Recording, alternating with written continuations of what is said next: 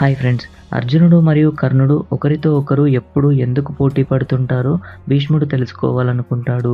పులస్త్య ఋషిని కారణం అడుగుతాడు. ఆ ఋషి వారి ఇద్దరి పూర్వజన్మల గురించి చెబుతాడు.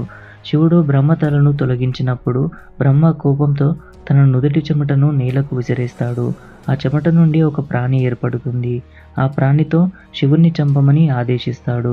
అది తెలిసి శివుడు శ్రీ మహావిష్ణువుతో ఆ ప్రాణిని వధించమని చెప్పి బ్రహ్మ కపాలాన్ని ఇస్తాడు. శ్రీ మహావిష్ణువు ఆ కపాలం నిండా తన రక్తాన్ని నింపుతాడు. ఆ రక్తం నుండి ఇంకొక ప్రాణి ఏర్పడుతుంది. ఈ రెండు ప్రాణులు హోరాహోరీగా పోరాడుతాయి. చివరికి బ్రహ్మ చెమట నుండి వచ్చిన ప్రాణి ఓడిపోతుండగా బ్రహ్మ విష్ణువుతో ఆ ప్రాణిని వధించొద్దు అని వేడుకుంటాడు.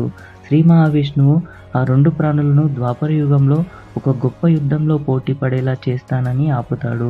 సూర్యుడిని పిలిచి బ్రహ్మ చెమట నుండి ఉద్భవించిన ప్రాణిని, ఇంద్రునితో శ్రీ మహావిష్ణువు రక్తంతో పుట్టిన ప్రాణిని ద్వాపర యుగంలో పుట్టించాలని చెప్తాడు. ఈ ఇన్ఫర్మేషన్ మీకు నచ్చినట్టయితే ఈ వీడియోని లైక్ చేయండి, ఈ ఛానల్ని సబ్స్క్రైబ్ చేయండి.